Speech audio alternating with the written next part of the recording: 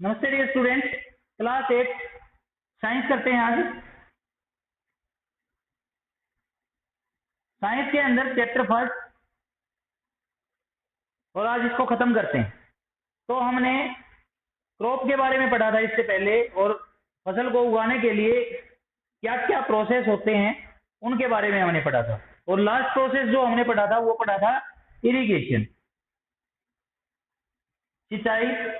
और सिंचाई के कौन कौन से मॉडर्न टेक्निक हैं जो पानी बचाने के लिए क्या किए जाते हैं, यूज किए जाते हैं। जब फसल की सिंचाई हो जाती है, फसल ग्रो होने लगती है, बढ़ने लगती है, तो उसके बाद उसमें कुछ दवाइयों का छिड़काव करना जरूरी हो जाता है। कुछ दवाइयों का छिड़काव करना पड़ता है, या फिर कुछ ऐसे पेड़ पौधों को उखाड़ना पड़ता है जो फसल में अपने आप ही क्या हो जाते हैं, उग जाते हैं। ऐसे पेड़ पौधे कई बार कुछ मच्छर, मक्खी, चूहे ये भी फसल के अंदर आ जाते हैं, तो इनके लिए भी क्या करना पड़ता है, कोई बीमारी है जैसे दीमक है, ऐसी चीजों का भी क्या करना पड़ता है, हमने स्प्रे करना पड़ता है।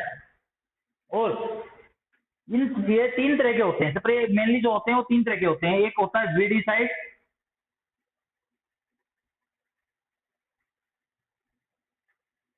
एक होता है पेस्टिसाइड, एक होता है इंसेक्टिसाइड। साइड का मतलब मारने से होता है, जो इनके पहले वर्ड हैं उनका मतलब स्पेशल तरह के जीव जंतुओं से होता है। जैसे वीड है, वीड क्या होता है, ऐसे पेड़ पौधे, ऐसे छोटे छोटे पौधे जो क्या होते हैं, फसल के साथ बिना उगाए ही क्या हो जाते हैं, अपने आप ही नेचुरली उग जाते हैं। ऐसे पेड़ पौधे क्या कहलाते हैं, वीड। क्या कहलाते हैं, वीड। अब जीव जंतु, खासकर जो फसलों के बीच में खरगोश है, या फिर आप बोल सकते हो चूहे, माइस वगैरह जो हो जाते हैं, वो क्या कहलाते हैं, पेस्ट। बड़े जीव जंतु जो फसल को क्या करते हैं, खराब करते हैं, वो क्या कहलाते हैं, पेस्ट। ये होते हैं वीड। अब जो छोटे जीव जंतु जैसे मच्छर है, मक्खी है, तितली है, मधुमक्खी है, ये सारी चीजें क्या कहलाती हैं, इंसेक्ट। क्या कहलाती है, इंसेक्ट। तो हमें ये देखना पड़ता है, इस स्टेप के अंदर हमें ये देखना पड़ता है कि फसल के अंदर किसी चीज के कारण नुकसान तो नहीं हो रहा है, और फिर अगर कोई चीज फसल को प्रभावित कर रही है तो हमें उसको खत्म करने के लिए क्या करना पड़ता है, स्प्रे करना पड़ता है। और वो स्प्रे 3 तरह का होता है, वीडिसाइड, पेस्टिसाइड और इंसेक्टिसाइड।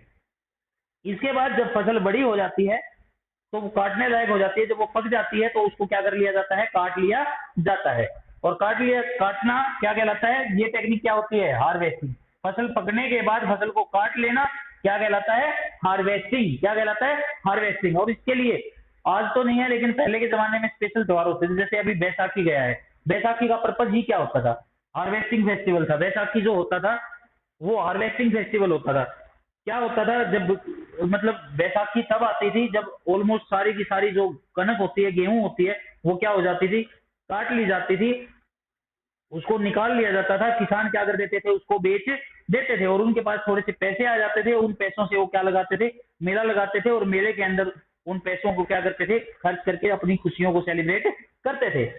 हार्वेस्टिंग फेस्टिवल जो होते हैं वो स्पेशली फसल पकने के बाद सेलिब्रेट किए जाते हैं।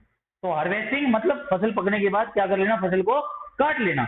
और सिर्फ ये नहीं है कि काट के आपने खेत में रख दी तो आपका फसल का जो प्रोडक्शन है वो पूरा हो गया, नहीं। इसके बाद फसल को क्या किया जाता है, उसके अंदर से दानों को अलग किया जाता है, और जो उसका जो हस्त पार्टिकल होते हैं, जैसे कि पौधे के बाकी जो दूसरे पार्ट होते हैं, उनको क्या कर लिया जाता है, अलग कर लिया जाता है। और उसके लिए अलग अलग तरीके होते हैं जो आपने छोटी क्लासेस के अंदर पढ़ा होगा, थ्रेसिंग, और दूसरा तरीका जैसे विनोइंग, झाड़ना, पिछोड़ना, थ्रेसर से गेहूं को निकाल देना। आजकल कंबाइन मशीन जो आ गई हैं, वो भी किसके लिए यूज की जाती हैं, थ्रेसिंग पर्पज के लिए यूज की जाती हैं।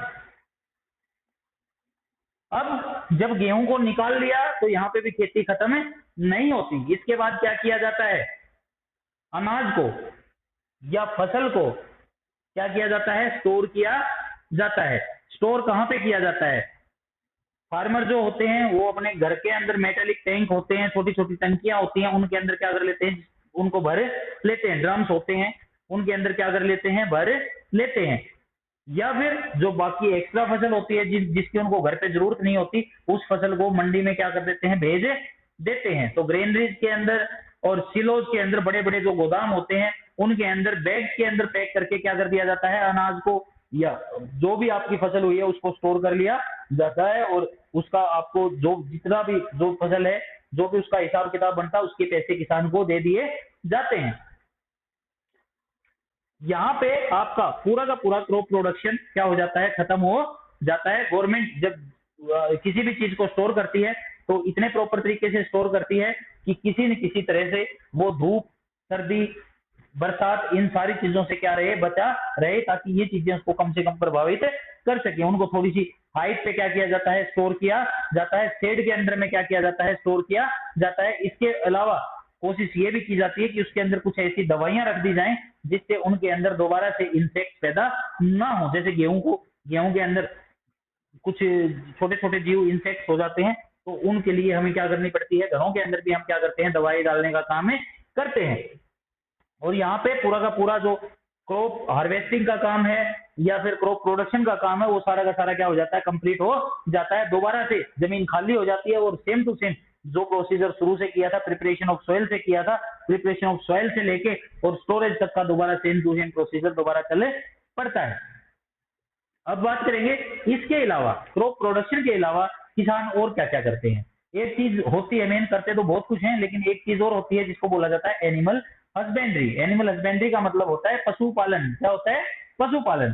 तो पशुओं को भी क्या करते हैं, पालने का काम करते हैं। कुछ लोग पोल्ट्री फार्मिंग भी करते हैं और भी बहुत कुछ करते हैं, लेकिन आपके सिलेबस के अंदर एनिमल हस्बेंड्री आपको दिया गया है। इसके अंदर दो तरह के जीवों को पालते हैं मेनली। एक तो होते हैं मिल्क एनिमल्स यानी दूध देने वाले पशु, और दूसरे होते हैं ड्रॉप एनिमल्स यानी बोझा ढोने वाले पशु। ये खेती के अंदर दोनों ही पशुओं का क्या किया जाता है, यूज किया जाता है। तो यहाँ पे आकर आपका चैप्टर होता है खत्म। उम्मीद है ये चैप्टर आपको बहुत अच्छे से समझ आया होगा। अगर कुछ भी आपको समझ नहीं आया तो आप मेरे से कांटेक्ट करके पूछिए, मैं आपको बताऊंगा। Thank you.